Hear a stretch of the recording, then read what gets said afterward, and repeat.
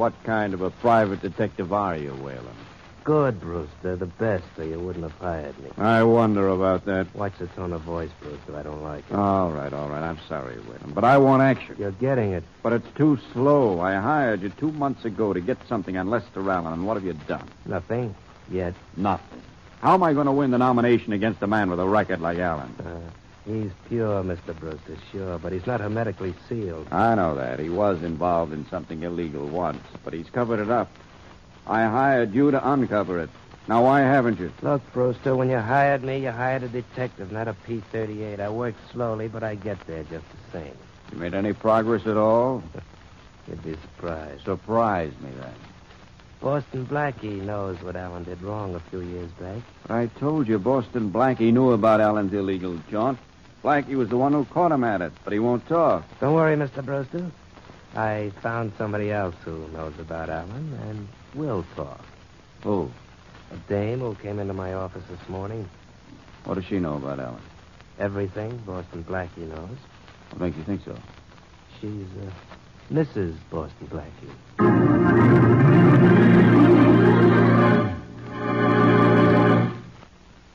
And now meet Richard Calmer's Boston Blackie. Enemy to those who make him an enemy, friend to those who have no friend.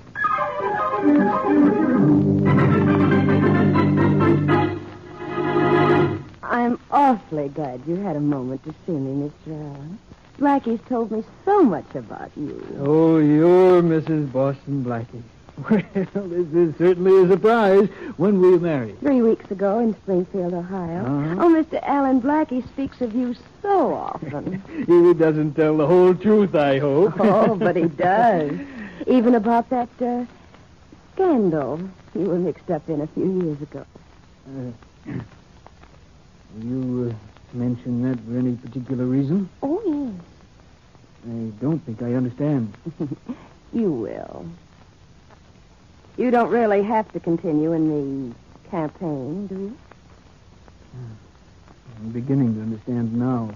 You'd have a difficult time being elected to any office if you were exposed, wouldn't you? Now, look here. I was innocently involved in that scandal. That's why Blackie pledged himself never to mention it to anyone. Oh, but he mentioned it to me, his wife. And I'm not bound by any foolish pledge to keep it secret. Now, look, are you trying I'm to... more than trying, Mr. Allen. I'm doing it. I want you to drop out of the campaign. What if I don't? Is there any other choice? Maybe. Money. Maybe. How much? You name it. 500. You did say 10,000, didn't you? 10,000? Oh, that's better. But how do I know once I pay you... You'll just have to trust me. And of course, you can be trusted. I don't like sarcasm, Mr. Allen.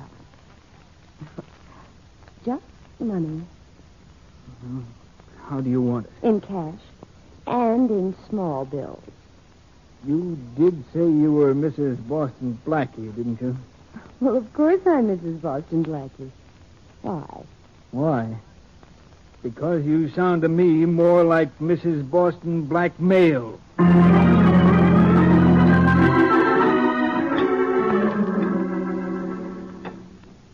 What's the matter with you, Mary? You aren't eating. I was just thinking, Blackie. What? That you don't like your own cooking? Nope. I was just thinking, are you ever going to get married? Maybe, if I ever get to thinking, too. Some people do marry, you know. Some people jump out of windows, too. Oh. I'll answer it. But it's probably your building superintendent telling you he's finished moving your stuff into the new apartment. I hope so. Hello. Blackie, this is Lester Allen. Not Lester J. Allen. How are you, Les? Where you been hiding? Don't give me that old pal stuff, Blackie. Hey, what's the matter? You know very well what's the matter. I thought you realized I was innocently involved in that highway property scandal, and that what you knew was to stay strictly between the two of us. Well, that's a fine reason to be sore. Well, I wouldn't be if you'd kept your word. Your wife is here with me now. My wife? You married her in Springfield, Ohio, 3 weeks ago. My wife is in your office? Blackie. Wait a minute, Mary. Now, wait, will you? Look, Blackie, what was the idea? Just a minute, Les. Mary, wait. I will not wait. I'm getting my hat and coat. Blackie, you still there? Listen, Les, I can't talk to you right now. Keep my wife there. Huh? Don't let her leave. I'll see you in a minute. Mary. No wonder you didn't want to talk about getting married someday. You're already married. Now, look, Mary. I'm going to look all right. And I'm going to keep looking until I get where you can't find me.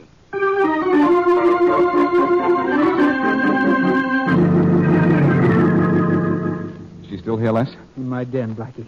And you have a lot of explaining to do.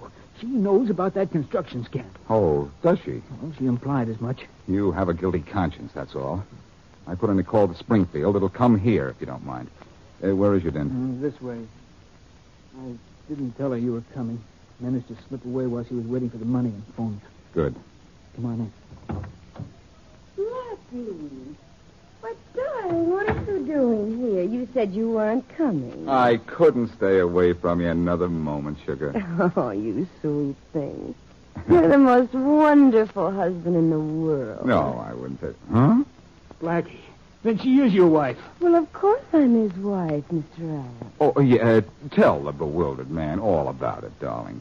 You mean how we met at the Mountain Inn in New Hampshire last August? Mm-hmm, if you wish. Blackie, you did spend last August at the Mountain Inn. Of course I did. Darling, why aren't you wearing your lovely brown suit? The one with the thin white stripe. You look so nice in that. Oh, you don't love me just for my clothes, do you, darling? Well, Blackie, this convinces me. I was with you when you bought that suit. I knew I Must should never... we stay here any longer, darling?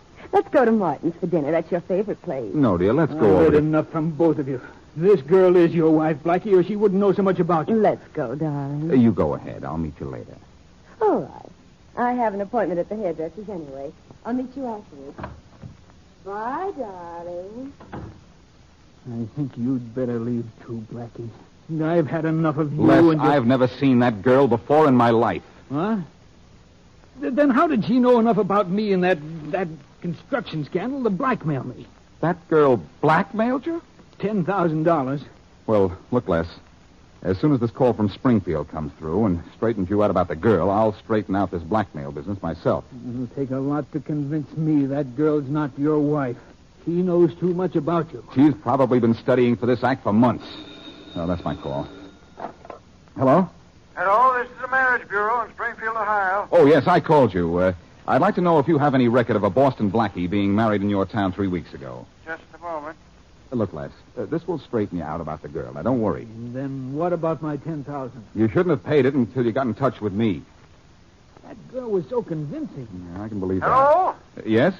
You want to know if a man by the name of Boston Blackie got married here? You have no record of any such marriage? Who wants to know? I do. I'm Boston Blackie. What's the matter with you, young man? What have you got besides a wife? A case of amnesia? Boston Blackie was married in your town? Sure he was. To Joan Blake just 3 weeks ago. Well, look, there must be... Look. If this is your idea of a joke, I don't like it. I don't have time to waste. Goodbye. Hello? Hello? Hello? Well? A man by the name of Boston Blackie was married to Joan Blake in Springfield, all right.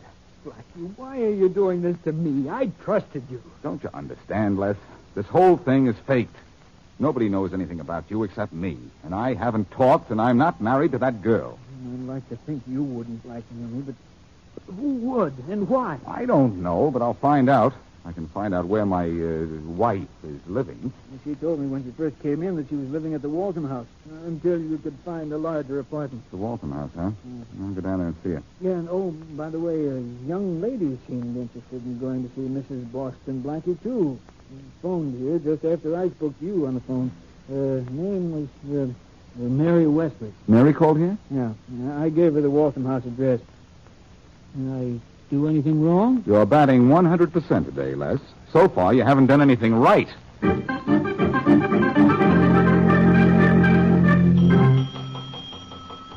Hey, is this the Waltham House or the morgue? I'm right with you, sir. Oh, now I feel better. I'm getting lonesome out here. Yes, sir. Is there a Mrs. Boston Blackie registered here?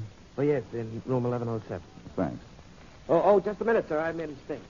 Mrs. Boston Blackie is not in room 1107. Where is she? She moved to room 1109 this morning. Well, I'm going up to see her now.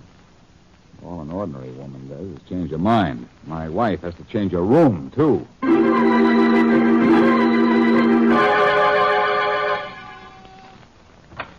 I'd like to speak to...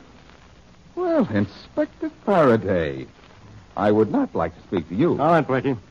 I thought you'd have better sense than to come back. Get in here. Sure. And stop waving that gun in my face. Look, Faraday, be as stupid as you want to on your own time, but not on mine. I came here to talk...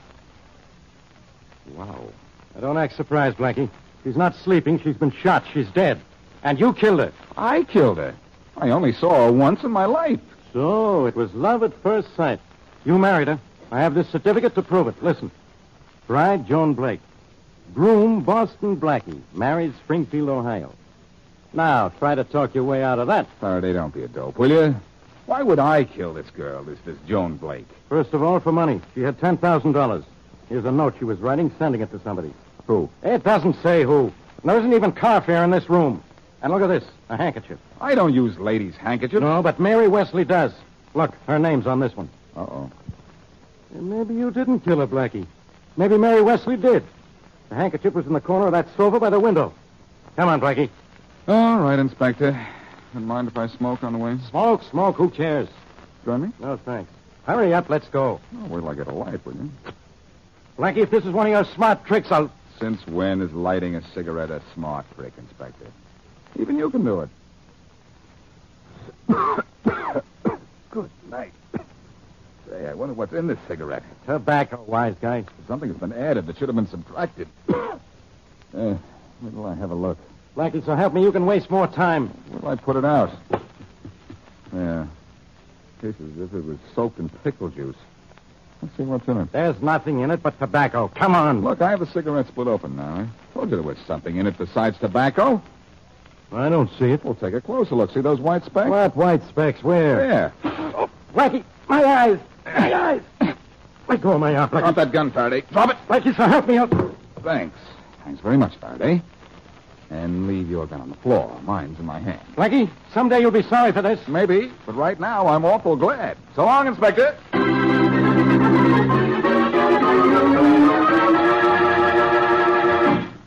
Lester Allen is running for political office against a rival with a doubtful record. Allen at one time was innocently involved in a property scandal, which is something only Blackie knows. But when a woman who called herself Mrs. Boston Blackie came to Allen and threatened to expose him, Allen paid her $10,000 to keep her quiet. When Blackie went to see the girl posing as his wife, she was dead. Inspector Faraday found not only evidence proving the dead girl was Blackie's wife, but discovered Mary Wesley's handkerchief near the body. As usual, Blackie escaped from Faraday, and as we return to our story, is paying a midnight call to Mary Wesley's apartment. Hey, Mary, open up. Who is this? Blackie. Blackie, I told you I never wanted to see you again. Now go away. Mary, open the door, please. I said I wanted no part of you. There won't be much of me left if you don't open the door. All right. Now, what do you want? In. Oh, no. The chain stays on the door. Look, Faraday's scouring the town for me. Let me in. will you? No. Mr. Boston Blackie. Why the mister? Because there was a Mrs. You mean there was? Oh, I suppose you got a divorce. Not even I can divorce a dead wife. Yes. And you might as well go to Faraday's office and sign a confession, Mary. He found your handkerchief near the body. Oh, no. What were you doing there? Well, I wanted to see for myself what kind of a fool would be fool enough to marry you. I'm not married to that girl or anybody. Oh, Blackie, she showed me proof. Give me 24 hours and I could prove to you that we were married in 1863. Blackie, you're sure you're not married to that girl? I'm not and never was. Well, Blackie, are you telling me the truth? Well, what do you want me to do to prove it? To chew on this door chain? All right, I'm sorry, darling. I'll unhook it. Never mind. All I wanted you to know is that you left your handkerchief in that girl's room. Oh, golly. What am I going to do? You're going to stay here. Faraday doesn't know that you've moved to this new apartment. I'm going over to see Les Allen. I think he can tell me more, or I don't know less.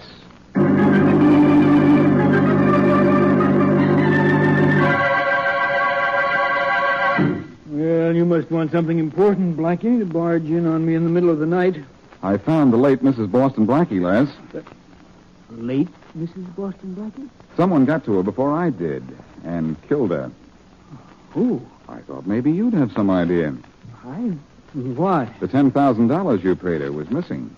Look, I'll admit $10,000 is a lot of money to me, Blackie, but I wouldn't kill for it. You wouldn't like to have to add to that 10,000. What do you mean? You want to sap, Alan. You paid that girl money to keep her mouth shut. But it didn't buy what you thought she knew about you. I was contemplating what to do about that. I have a mild suspicion you contemplated with a bang. Look, I didn't shoot the girl. How did you know she was shot?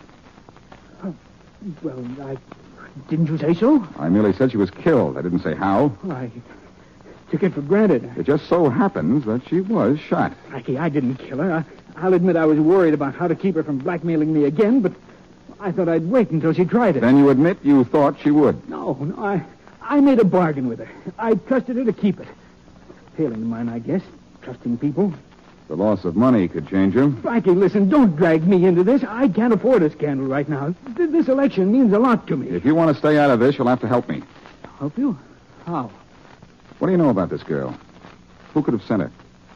Oh, Leonard Brewster might have. Oh, that's ridiculous. What would Leonard Brewster, the political lion, want with blackmail money? He could buy and sell you 50 times. Brewster is a political lion, all right, but he could have sent that girl to me trying to force me out of the race. Well, I'd better go see Brewster at his house. And if anybody calls while I'm there, they'll find the lion is busy.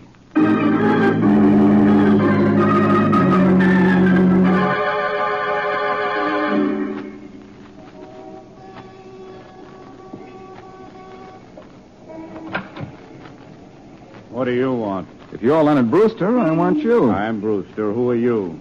Boston Blackie. And of course you'll invite me in. Thanks. Look here, I won't stand for being disturbed this time of the morning. Then I'll make it brief. Did you know a girl posing as Mrs. Boston Blackie? What's it to you? She was murdered yesterday. Murder? And I happen to know you sent her to Lester Allen trying to force him out of the campaign. What if I did? The last I saw her was in her hotel room Tuesday. She was very cordial. We sat on the sofa by the window and talked over my business proposition. She accepted, of course. No, she didn't. She suddenly turned cold as ice and said she'd do the job for $10,000 or else. Or else what? Or else she'd tell Lester Allen that I sent her to him, and that's all Allen would need for me to force me out of the campaign. So you paid? I did not. That was blackmail. I got up and left. That's the last I saw of her. How did you happen to go to her in the first place? Well, Jim Whalen, a private detective, set me up to her. He said she was your wife. I sure would have liked to talk to her, even on the telephone, before she was murdered. Too bad I didn't have time to give my wife a ring.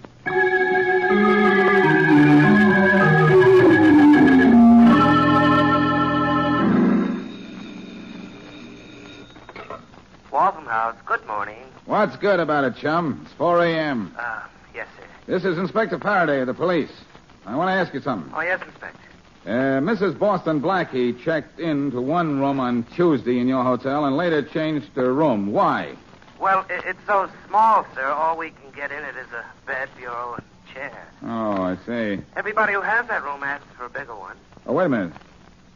How long was she in the small room? Well, just Tuesday. We moved her to the room she was killed in Wednesday morning. There's no sofa in the room she was in on Tuesday, huh? Well, the room isn't much bigger than a sofa, sir. Was there a sofa in the room where she was killed? Oh, yes. Yes, thank you very much. Yes, that solves this case. Yes? How? What you said about the sofa, chum. Sofas are made to lie on, not about.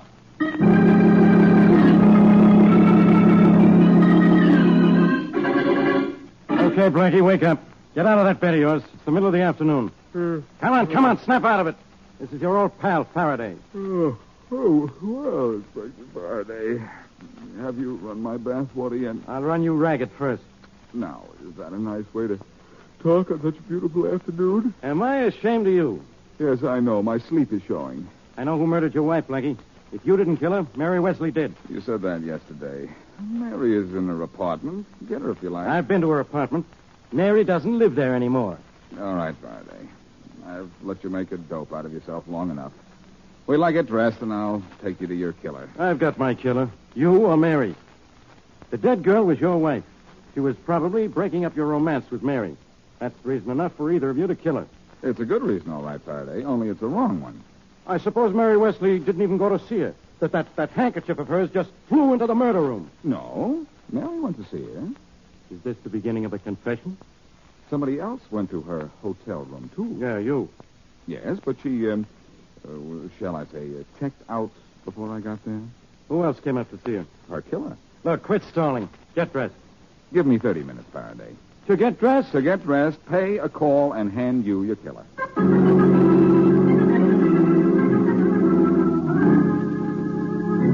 I'm sorry to bother you again after this morning, Mr. Brewster. That's perfectly all right, Blackie. You found out more about that girl who was killed? No, nobody seems to know anything about her. That's why I've come back to you. Oh. I thought perhaps if you retold me the story of how you went to see her and what happened, I might get some clue as to her real identity. I see. Sort of character reference, you might say. The character is the word, all right.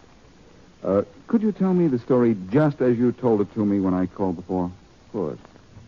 I went up to her room at the Waltham house to talk about her going to see Lester Allen. What day was this? Tuesday in the afternoon. Mm-hmm. Go on. Well, as I told you, she was very friendly. Made me a drink.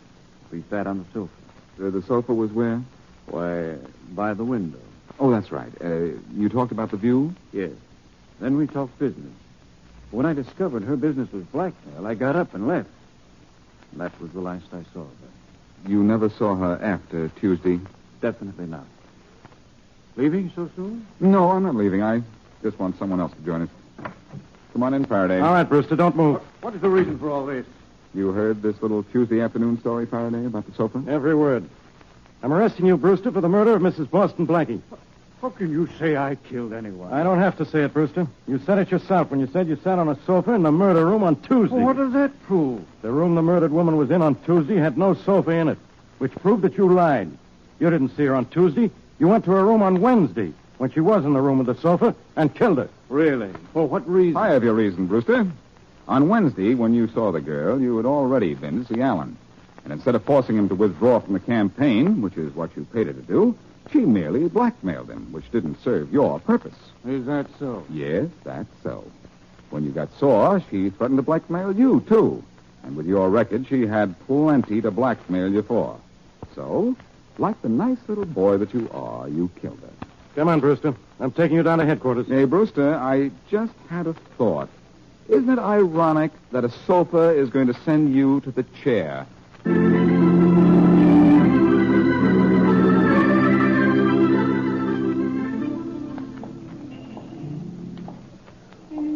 Where are we walking, Blackie? Does it matter, Mary? Mm-mm. You're voting tomorrow? Mm-hmm. Oh, I understand Leonard Brewster withdrew from the race. Yes. He withdrew to the seclusion of one of Faraday's special cells with Jim Whalen, that detective of his. Well put. Faraday found Whalen in St. Louis with Allen's $10,000. Oh. Mrs. Boston Blackie wasn't married at all, was she? Mrs. Boston Blackie was married to Jim Whalen. Faraday figured that out, and Whalen admitted he was married under the name of Boston Blackie. Well, why did he run away with the money the girl got from Mr. Allen? She double-crossed him when she blackmailed Allen. So he double-crossed her by taking the money and scrambling. And then the girl had to turn around and try to blackmail Brewster to make up for the money her lovely husband had taken from her. Lovely people. Lovely night. And look at that lovely sign over there. It says, get married in 5 minutes, $5. I think we'd better keep moving. What's the matter? Haven't you got $5? No, the smallest I have is 50. Oh, but I'm sure the minister would be willing to make the change. I don't doubt that the minister is willing to make the change, Mary, but I don't think I